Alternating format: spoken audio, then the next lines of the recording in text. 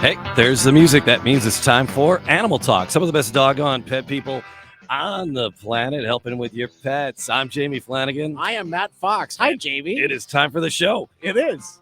And me and my half of a voice. Well, you know what? You're drinking water. We just celebrated National Bottled and Bond Day. I know, So you got a little bit of thing going on. I got my froggy voice going for Animal Talk. It's sexy. It is. It is sexy. It is. So, Matt, you're in the middle of a move right now, and you had to move your cat. Yes, I did. And that's a big project. You know, she was an absolute wonderful passenger in the car. Yeah, as she was going to her new home, and I still see her on a daily basis. She is my cat. So, and I'm a cat guy too. Yes. You know, and Colleen was a dog person. She likes all critters. But she and I were getting our latest cat because I had Kirby for like 19 years. Yeah, I love the Kirby. I really did enjoy Kirby. And then he was gone. And then we had a few years, I am so catless. But I'm so happy that Kirby, that you were Kirby's entire life, because you and that cat went absolutely everywhere. We had a great time. You had a great time. You took him to the radio station. You took him everywhere. But when we were picking out the next cat, we wanted a big cat. Okay. We wanted a big boy. Okay. and your current kitty cat. He's like long. Yes, he's not a fat cat. And there was like a point in he's very slender in Kirby's life. He was like Garfield. He was like. All right, like, what are you feeding him? I don't like Mondays. He got really, really big. Right. I just kind of free fed him, and I was a single guy. I didn't know what the hell I'm doing here. Open the bag, let him go. But when we're looking for the cat, we're looking for a big cat. And we found a big cat. We love having Percy cat, the big cat. But some people, when they say they want a big cat, they mean a big cat. They want a big cat, and you know what? You think, that'd be cool. Let's get a bigger cat. I got more money. I got more money than sense. I can do this. All right. And then you get this, exotic pet. Oh, you're talking big cats, like an honest to God big tiger, because you have more money than sense. Okay, now I get it. A cheetah, or a panther, bigger. There's the rumor of the Michigan panther. Right. And it's like there's all these spottings, and people say that there's this panther. It was somebody's pet and it's loose, and now it's loose in Michigan. And there's always these sightings. Every summer you'll get like 2 or 3 sightings of the Michigan panther. It is downright dangerous to have that wild of a critter. It's got to be misrepresentation, because if there was really a panther out there, there'd be a lot of dead poodles, I think, and more trouble. But the problem is, that's the problem. There's people with more money than sense, and they go out and they get these critters, and then they can't care for them. They don't know how to care for them, or they don't know how to get them the medical care that they would need. Or the municipality that they live in, they're not abiding by the laws of said municipality. It's incredibly illegal. It's surprisingly not as illegal as one would imagine, right? And there's people currently working on legislations. We've talked to our friends in Washington D.C. at the. We have friends in Washington D.C. We do. It's just, believe it or not, it's the Animal Wellness Action Group, and Marty and. Marty's been working on some big cat legislation. They've been doing that. They've been doing tons of stuff. Sure. And they work on all kinds of things with the coyotes and the wolves and the burros and the wild horses, and horses and horse racing. They have a lot of things that they're working on. And we've talked to Marty a few times. But we wanted to talk to Marty about the big cats. And Marty is pulling out the big guns. He kind of is working in Washington D.C. right now, because he's got Carol freaking Baskin's with him. I love it. Carol, Marty, welcome to Animal Talk. Hi, guys. No, thank you guys for having us again. Yeah. So Matt and I, because we're cat lovers, and I'm enamored by the beasts and the majesty of it, and to see them, and I guess that's probably part of the problem, is that people are so enamored and they are so majestic and beautiful that you want to see them, and you want to see them up close. They're judgmental sometimes. I can imagine. So what is the legality of owning currently a big exotic cat in the United States right now? Is it state by state, or is it legal? Yeah, you're doing a lot of work. Help us understand what's out there. How can we understand this a little bit more? Well, first off, I think people are in love with the idea of owning a big cat because they have a very romantic notion of what that is, and it's nothing like the truth. Right. But as far as the legality of it goes, in the United States, there are 4 states that have no laws whatsoever about whether or not you can own big cats. And everybody else has some form of ban or partial ban of owning big cats. The problem is all of those other states, not 2 of them, have identical provisions. So it's this huge patchwork of issues that have led to the need for this federal bill that Marty's been working on. All right, Carol, if you outlaw big cats, only outlaws are going to have big cats. That's what I'm saying. It's no, that's not good logic. All right, so Marty, so it's called the Big Cat. Big Cat. What law is it? Big Cat. It's the Big Cat Public Safety Act. It's Public Safety. HR Thank you. 263 in the House of Representatives and S1210 in the United States Senate. And Carol has been here all week in Washington D.C. lobbying. I think we did 38 meetings in person. Oh my with goodness. staff and members of Congress. Great. And so we are working to pass that legislation. It passed through the House of Representatives once in the last Congress in December of 2020, but we only had 3 weeks left in the Congress to get it through the Senate. Weren't able to do that, too much of a tight window, so we had to start over again. But we have 256 of 430 or so members of Congress in the House as co-sponsors, including 50 some odd Republicans. We have about 47 total in the Senate, and that is huge to have 300 co-sponsors on any bill. So there's no greater priority for us on the federal level this year than the Big Cat Public Safety Act. And for life with Carol, she's been doing this her entire life, so for a long time. You know, that's a lot of hard work and a lot of hours put into it. What led you down this path to want to be an advocate for for this type of a passion? Help me understand that. Where does that come from? It comes from naivete and thinking I can fix Did this. I the door for you? It's like, how hard could it be? Surely people shouldn't have lions and tigers in their backyards. And that was my reaction when back in the 90s we started rescuing bobcats and lynx from fur farms, and then people started calling and asking, will you take my lion? Will you take my tiger? And I thought, well, surely we can get a law passed that would ban the private ownership of big cats so that this problem no longer exists. Sure. And we worked for years, and finally, with the help of a number of animal protection groups, got the Captive Wildlife Safety Act passed.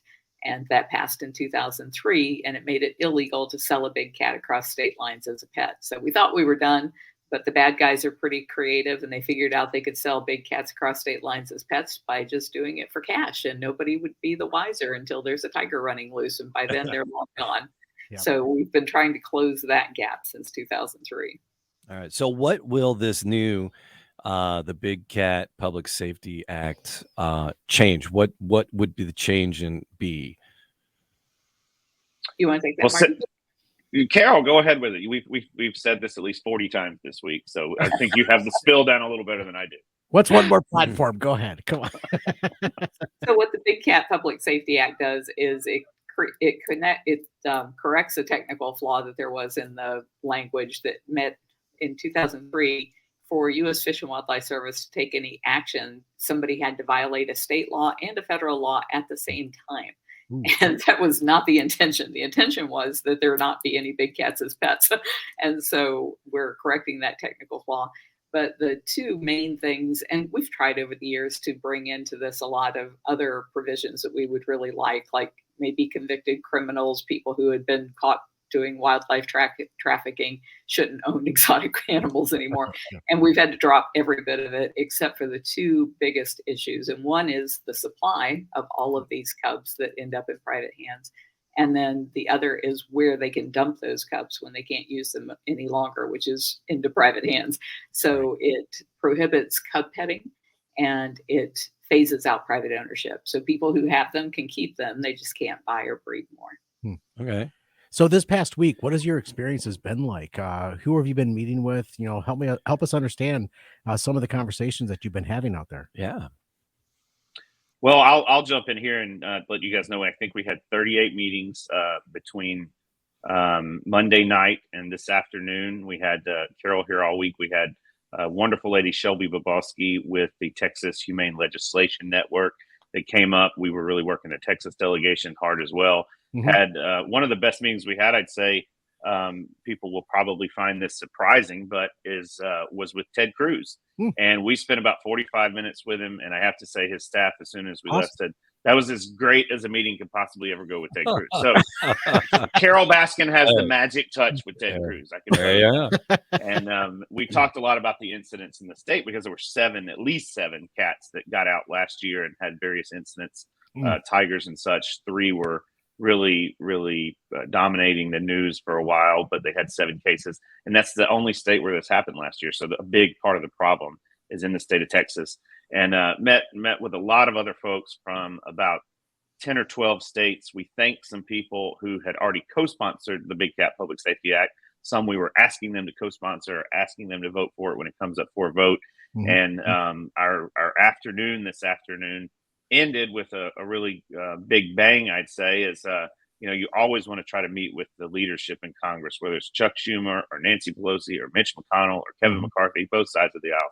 And we happened to get a request from Senator McConnell's office for Carol and I to come see them around 4:00 this afternoon. So that was a good way to end the week, and that wasn't planned. And we think we had a really great meeting with them as well. And we're going to move this bill. We're going to get it done. Carol's been working for decades on it, and there's more support than there's ever been in Congress, in the private sector, in the nonprofit world. It's a no-brainer for most people out there. That's great.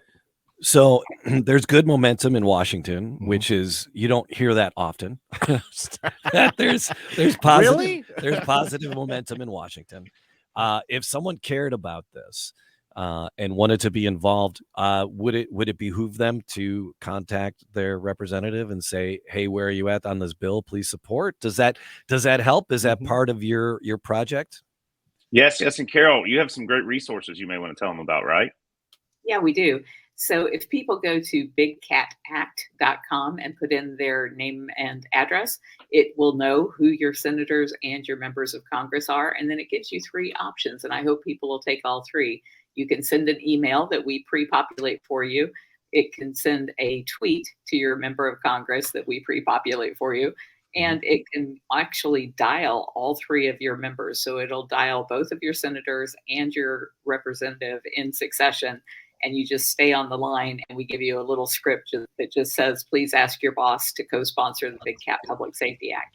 And the system even knows whether or not your member is a member or is a co-sponsor already, because we have 256 in the House and 47 in the Senate. And so if they're already a co-sponsor, it will ask you to thank them. Wow. That's a nice little tool. I love technology. I really do. And the Congress people probably appreciate that when the person calling is a little bit informed. Right. A little bit of knowledge is a dangerous thing, but having that little bit of information, it just makes you sound a little bit more intelligent, and they take the call a little more seriously. And that's something I talk about. It's like you have enough information to be dangerous, if you will, but at the same token, you want to be knowledgeable about your passion and what you want to support at the same time. So thank you for what you do. Yeah. So all right. So just talking about just people's love affair with the animals. And then Carol, on your site, on the Big Cat Rescue site, it's some interesting disturbing eye-opening videos about cub petting, and a lot of people that have these roadside zoos or smaller attractions or air quote zoos, that's what was a common practice for them, and a money raising thing, because it costs a lot of money to care for these critters. So that was a way of raising money, but it seems really dangerous. Well, from the videos, it seems like an extraordinarily dangerous practice. But just America's love affair with these big cats. Is there any place to have them, in zoos or, Vegas shows? In your opinion, what's good? What's bad? Should we stop breeding them and let them phase out as creatures of captivity here? Where should tigers be in the United States or in Africa or wherever? My belief is that all wildcats belong in the wild. And I'm pretty sure the wildcats share my opinion because if you were to open the door, they will show you their preference and they are never going to come back. Even if it is a hard life out there to support themselves, they'd rather give that a try than being in your cage. So I think that we are going to have to remake the way we deal with wildlife in the wild, and that we will need to monetize them in the wild in such a way that enables their survival. And I think the first step toward that is, of course, passing the Big Cat Public Safety Act, because as long as you can go to your local mall or a rodeo or a fairground and pet a baby tiger, you're never going to do the hard work of protecting them in the wild. And my vision is to have live streaming web cameras in all of the places where these cats live natively and have a subscription feed, just like you would have for Netflix or Hulu, that people subscribe to in order to see these cats in real time living free. And then to use smart contracts and cryptocurrency to put the money, the lion's share of that money, back into the pockets of the people who live next to these animals. Those are some of your poorest communities who are burning down forests in order to eke out a meager existence. Whereas if they could be the ones in charge of making the money off of the beautiful wildlife that they protect, it makes everybody a game warden, and that saves our entire planet. When it comes to that whole cat rescue, the big cat rescue, what is some of the cost that's, that it takes to take care of some of these animals that we're facing on a daily basis? At Big Cat Rescue, we have 51 cats. We just rescued a lion last night from an illegal owner in Florida. And it costs us between $3.5 and $4 million a year to take care of those 51 cats. Wow. And so we estimate that just a single lion or tiger over the course of its life will be about $1 million investment in food and vet care and housing and such. And so these cats can live into their late teens and early 20s at Big Cat Rescue. Just like any like any pet, any dog or cat that you have today. That's a whole lot of Netflix reruns there, Carol. I don't think anything out of that. Really? So there was the show that showcased it's bizarre. The whole I just want to call them characters. And people watching it, it's just as one character is introduced after another, it just doesn't seem real. It's like, this can't be real. And it's like it's just but then you see news reports and things, and you see that these people are in jail or going to jail or trying to get out of jail, and it's like, I guess that is kind of real. But just very, very strange. So because I can't imagine, did you give them permission to be on that, or did you get reimbursed for being part of those Exotics 1 and 2?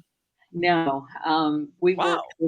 We worked with the producers for 5 years on what they said was going to be the equivalent of Blackfish for big cats. Were you guys aware of Blackfish? No. About the orcas and SeaWorld and how they're taken from their family pods. And then after that, nobody wanted to go to SeaWorld. They had to change their behavior.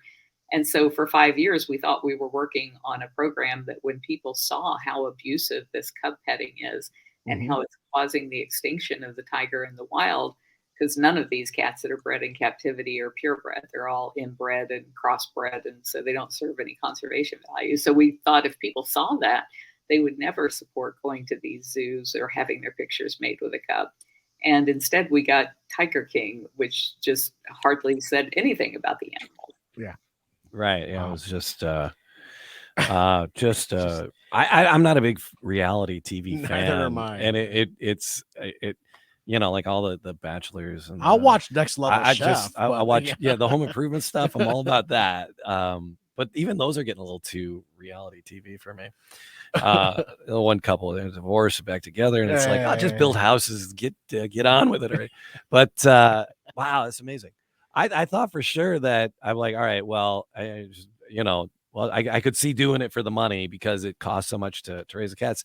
So you really got shafted on that all the way around. because they Yeah, painted you just not in a great light. And do you fear for your safety?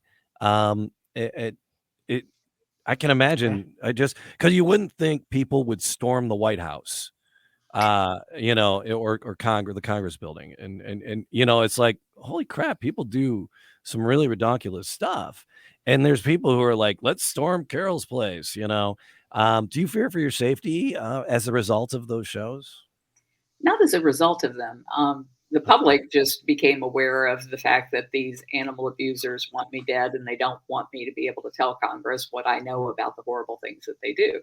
But I've known about this for the past 25 years that I've been working on this. Mm-hmm. And so I can't even tell you how many death threats over the years from these animal exploiters. I've been physically attacked. We've had our valve stems cut off of our van when we were transporting a bunch of our interns to Disney World for a day off, and all of the tires blow out at one time. My daughter was able to keep the van upright despite that. I mean, it's just been one thing after another all these years. And we had reported Joe Exotic for his, he had apparently, several people had contacted me saying that he had tried to pay them to kill me over the years, and nobody would do anything about it until they bumbled upon it themselves in a investigation they were doing about lemurs and found out about it. Right. My goodness. Well, so that's some of the things behind what you guys are doing in Washington, D.C. with the Big Cat Public Safety Act that you guys are walking through. The federal bill, it's going to address two of those things that you said earlier. It's the sources of abuse of big cats by ending owning big cats, right? And then also was the stopping of exploitive roadside zoos from offering cub petting and those photo ops. So that work that you're doing right now, where does what's the next step that you guys are going to be walking through? You and Marty, what's going to be happening over the next couple of years? You want to take that, Marty, as far as how this process works? Yeah, sure. So, it is never easy to pass federal legislation. I can't tell you anyone I know that would ever say it was easy, but this 2020, this it was 2020 the last time you guys had an audience with them, right? Well, I've been here pretty regularly. I mean, I live like 3 blocks from the Capitol, but Carol has been coming in person. Yes. Carol's been coming in person since at least May of last year. So May of 2021. So we missed about a year of in-person, meetings and things from like March of 2020 to March or May of 2021. But it's been, we're in the right place. And, when you send out a meeting request and you ask for a meeting for Carol Baskin, you get a lot of yeses. So, yeah, fair.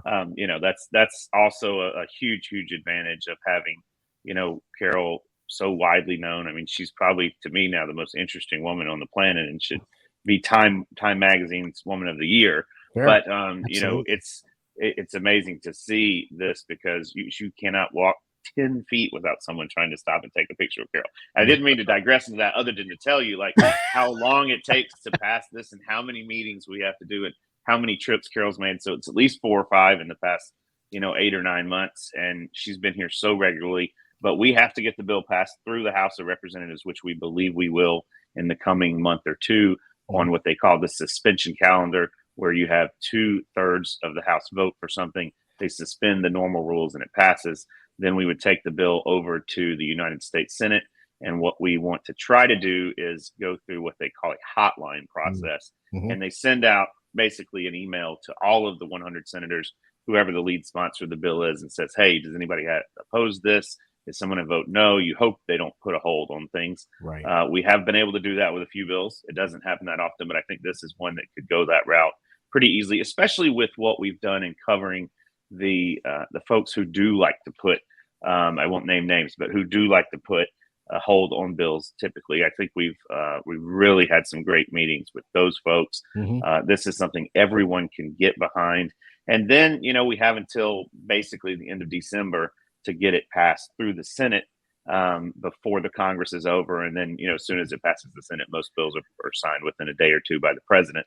And so the goal is to get it done, because if it doesn't pass, and it's going to pass, but if for some reason a bill does not pass in that Congress, you start over again on whatever bill you're talking about for 2023 from like day one. I'm just a bill. I'm only a Yeah. pill. I know. You actually have seen that. I thought most people that I Actually, talked to that I didn't take civics, but I love that movie. They should all watch that. Yeah. Because it was the 2019 to 2020 session of Congress. You had 2/3 of the votes, but that was on December 3rd of 2020. So between now and December of this year, there's a lot of work that's got to be done. Yeah. Definitely. There is. It's all headed in the right direction, though, and we feel really good about it. And, you know, the more that people can do what Carol asked about going to the website, calling, and what a marvelous process she has set up there to make it so easy for when the more of that occurs, the better shot we have and the faster we're going to get this done. So that really does mean a lot. All right. I don't mean to take you back to TV, but I want to go back to TV. For I want to talk philanthropic stuff. So I'm going to go to TV for a second, and then you can go back to philanthropic. But Carol, it surprises me that you got shafted. I can see how you got hoodwinked like that. We've talked to Paul Watson from the Sea Shepherd and the Whale Wars. They did that, and that because he got that really helped his project along. So I can see why you were trying to do that. Oh, this is going to help our project, and you're like, wow, this is a freak show. How did we get into this? But there's a new one coming out that's a bit more. It's not live, just live action, but it's with actors, right? So it's Carol it's Joe and Carol, right? Joe versus Carol. Joe versus Carol. All right, so that's coming out. What is? Do you have input in that, and are you benefiting from that? And are you excited about that one? Well, I haven't seen it yet. It actually started streaming today on the Peacock. Okay. And it's Kate McKinnon playing me and Kyle MacLachlan playing my husband. Hey, and there you go. From what I've seen from the trailers and some of the interviews that Kate's been doing, it at least talks about the big cats, and they use CGI cats because we had begged that there not be any real cats exploited in something that was about me trying to end big cat exploitation. Yeah. And they never responded to us. I've never spoken to anybody with that production company other than the very first conversation that we had with Wondery. But she had said in some of the articles or the interviews that she's done that she based her character on my diary. So my diary is available on YouTube. It's every day of my life. I've been doing it for the last 2 years, going back to when I was a child. So she got a chance to see who I am and what I'm about and get that kind of background and see how I come across, which there was never a sit down, talk to, one another one-on-one. It was all, it's just. So is the Big Cat Rescue going to benefit from that at all? No. Wondery came to me after they did the podcast back in 2019. Before Tiger came out, there was a Wondery podcast called Over My Dead Body, Joe Exotic. And after that came out, they came to me and said, hey, we'd like to do a scripted series, which is what you were just trying to describe there. They call it a scripted series. Yeah. There we go. Yeah. And they wanted to pay me for my life's rights. And I said, well, come back after I pass the bill because my life's not over yet. And it won't be until this bill is passed. And so they said, well, we're going to do it without you anyway. So they did. Yeah. Damn it. Wow. Big cats are just so important to the environment, to the circle of life, if you will. Give me started about Hollywood. All right. Anyway. Wow. So talking about you give so much, and Matt wants to talk about the philanthropic work that you do. I'm curious how you fund the whole project. How do you get these millions of dollars to take care of these critters? As a financial wellness coordinator, that's what I do on a daily basis on a 9 to 5. And I talk about the whole budgeting, savings, and being philanthropic. If you want to put that into your budget, if somebody wanted to, help you and donate to your cause, what are some of the things that where would they go to find you to do that? They could go to bigcatrescue.org/donate. And like I said, we do have to raise between $3.5 and $4 million. It's all done through private donations. I don't write grants. I don't know how. I tried. I was no good at it. There is no government money for this. There's no subsidies for it, even though it's the government causing the problem by not fixing this, by passing this bill, that all of these sanctuaries are having to deal with these huge costs. So it's private donors of $25, $50 a piece. And we used to be open to the public. So that was about $1 million a year of our revenue came from giving guided tours. And then at the end of the guided tour, we twist their arm to go call their member of Congress. So we're missing out on both getting all of those people, about 27,000 people a year to call their member of Congress. We're losing out on that because the cats can catch COVID. And so we can't open back up. And it's been really difficult to make up that shortfall. So I did get paid for Dancing with the Stars. I get paid for my cameos, and that's helping to make up that shortfall. The whole COVID-19, that's like a zoonotic thing, isn't it? Yeah. Because we can't catch it from the animals, but they can catch it from us. Yeah, it can. Yeah. Well, we can catch it from mink, but I won't go there. That's a different topic. That's a different. You could have a whole podcast on that whole mink issue. Yeah. Right. But when someone wanted to donate, it's just not just feeding the cats, but there's might be a monthly subscription that somebody can do, or they can adopt a cat that they're interested in learning more about. Is there those are programs that are out there, correct? There are. You can sponsor our cats at different levels, and it gets you different levels of, like an 8x10 picture or downloadable picture. And we have a website for our store where you can buy merchandise and such at bigcatrescue.biz. Awesome. I love that. Yeah. I really do. So you had the idea about cams in the wild. I remember, God, it was probably 10, 15 years ago, or 10 years ago now. Were you videoing Kirby at the time? Yeah. No, there was like one of the biggest cam. It was one of the first early cams. It was like on an eagle's nest, and it was like the biggest live stream ever. We've seen camels born on camera, but it was just this eagle's nest, and it was just it was one of the early ones, and it was just people were just enamored with these baby eagles and just watching them. Giraffes. That's what it was. It was a baby giraffe. And the giraffes, and the waiting for those baby giraffes. That was a big thing. So people will buy into this, and people will give you their time and have their eyeballs on it, and you can have the ads running around the sides. Do you have anything going like that now at Big Cat Rescue where people can peer in on the critters at your place and contribute and see and tour the place virtually? We provide all of that for free because we want to drive demand for that. So right now we have over a dozen live webcams on different enclosures at the sanctuary. And we had 2 vacation areas. So the cats that are in those 2 enclosures are always different cats every couple of weeks. So people get to see a lot of our different cats as they're rotated through that space.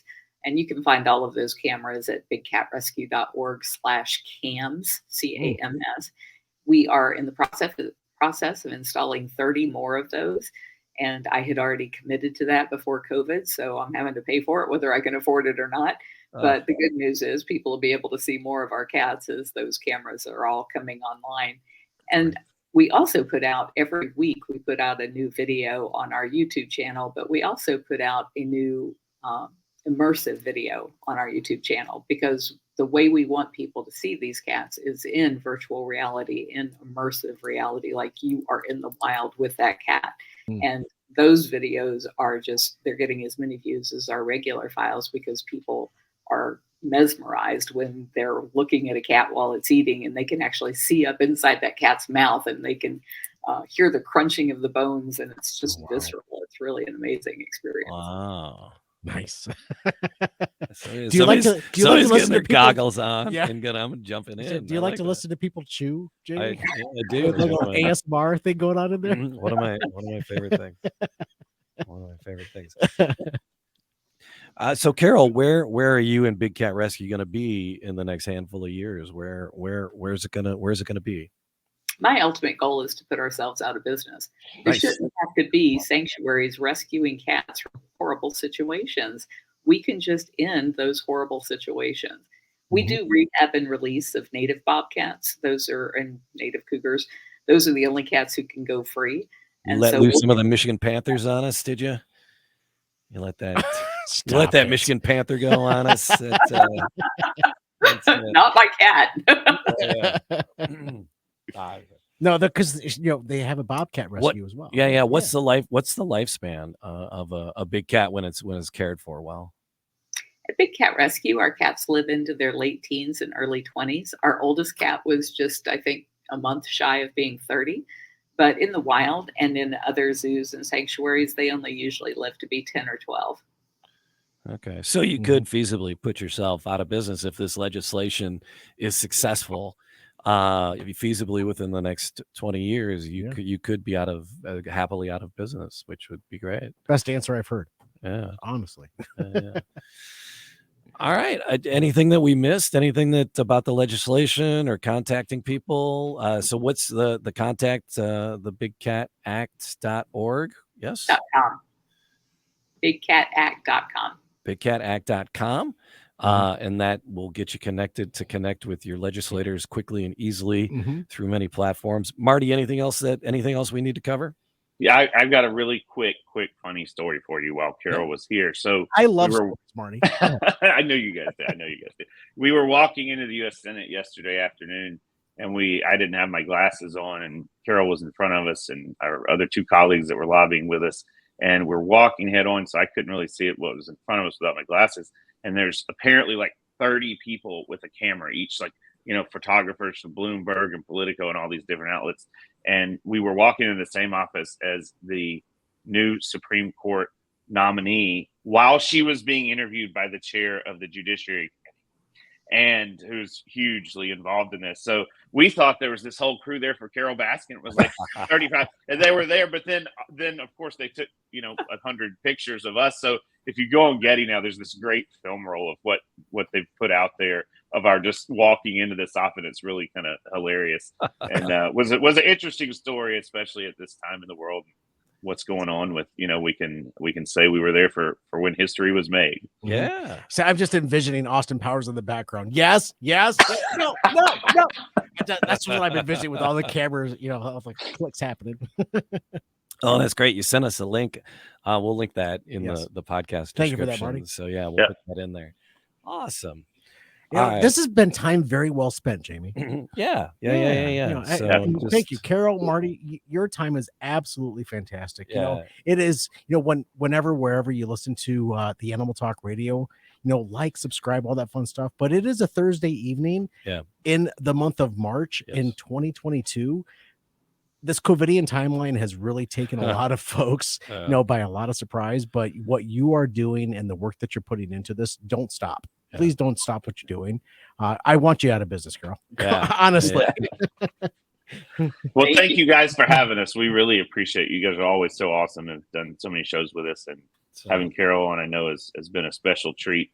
She's such a fantastic advocate, and there really is no one I think I've ever met that's more dedicated to an issue or cause than Carol Baskin. It's just I appreciate both of your times. It's I know it's been a long couple of weeks there in Washington. Yes. So thank you. So, and that's it. We'll see you guys. Like, subscribe, leave a comment, and thanks again. Thank you guys. So we can go to Facebook now and see where it aired. Yep. Okay. Stick around for a couple of seconds afterwards. We're going to end